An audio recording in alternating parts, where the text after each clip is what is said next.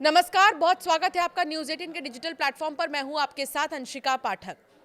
राजधानी दिल्ली में धमाका हुआ।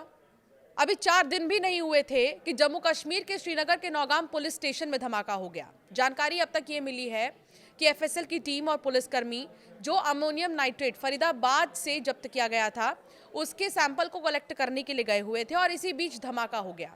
लेकिन इसके पीछे क्या आतंकी कनेक्शन भी है, ये सवाल बरकरार है और अब जांच की जा रही है। लगातार कई बयान भी आ रहे हैं इससे जुड़े, लेकिन एक नाम जो बहुत ज़्यादा चर्चा में है वो है मौलाना मुफ्ती इरफान। अब सवाल ये है कि ये है कौन।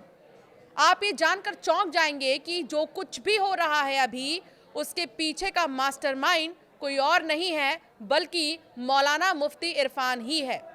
दहशतगर्दी का किंगपिन मौलाना मुफ्ती इरफान, व्हाइट कॉलर टेरर का सरगना मौलाना मुफ्ती इरफान, पाकिस्तान का खूंखार मोहरा कट्टरपंथी मौलाना मुफ्ती इरफान, आतंक की नई ब्रिगेड का सूत्रधार मौलाना मुफ्ती इरफान।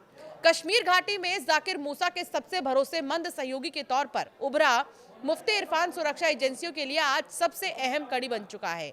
श्रीनगर के सरकारी मेडिकल कॉलेज में 6 महीने तक पैरामेडिकल स्टाफ रहने वाला ये शख्स अचानक कट्टर जिहादी सोच का सबसे सक्रिय प्रचारक बन गया। मूसा ने इसे इसलिए अहमियत दी क्योंकि इरफान की सोच बेहद कट्टर थी और पढ़े लिखे युवाओं को जिहाद के नाम पर बरगलाने में इसके भाषणों का बहुत बड़ा असर होता था। मस्जिदों में इमाम बनकर इसने युवाओं से संपर्क बढ़ाया और घाटी में रेडिकलाइजेशन का एक बड़ा नेटवर्क तैयार कर दिया।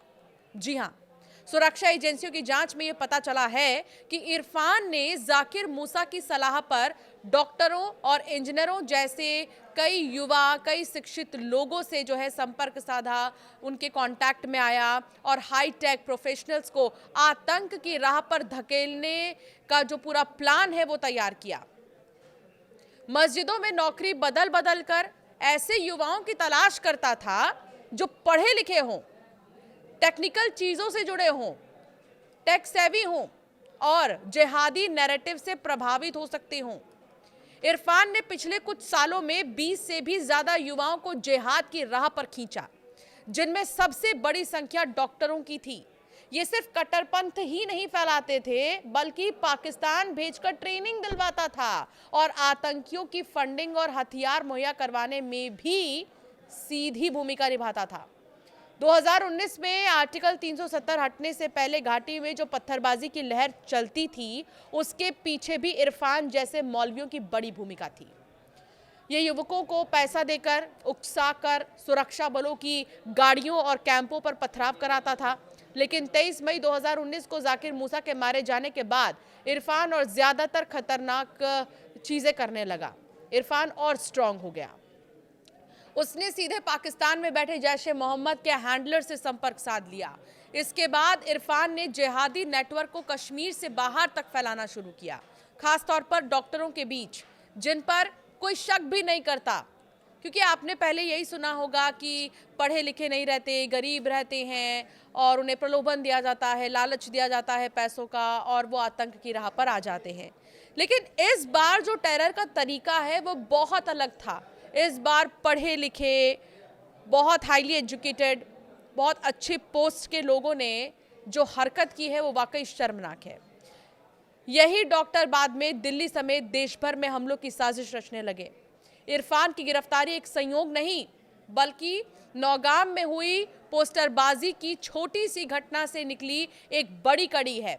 18 अक्टूबर को लगे इन पोस्टरों के पीछे जिन 3 युवकों का हाथ था, उन्होंने पूछताछ में पहली बार इरफान का नाम लिया।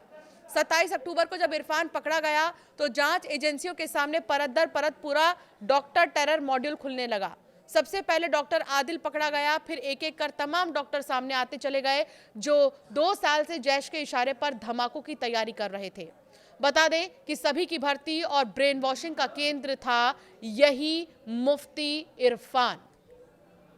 इसी नेटवर्क का हिस्सा था डॉक्टर उमर नबी, जिसने लाल किले के पास कार में विस्फोटक कर फिदायीन हमले की कोशिश की। सुरक्षा एजेंसियों तक पहुंचने की भनक लगते ही वो हड़बड़ी में धमाका कर बैठा, जिसमें खुद के साथ 12 निर्दोष लोगों की जान चली गई।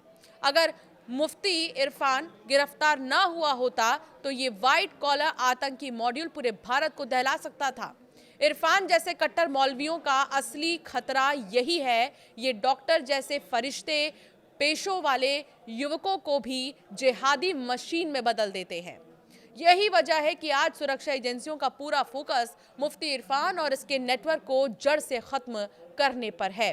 तो आखिरकार ये पता चल ही गया कि आखिर इन धमाकों के पीछे किसका दिमाग है, इन धमाकों के पीछे किसका हाथ है, कौन है जो इतने पढ़े लिखे शिक्षित डॉक्टर्स को बरगला रहे हैं और जिहादी सोच उनके दिमाग में भर रहा है। ये है मौलाना मुफ्ती इरफान, जो अब गिरफ्त में है।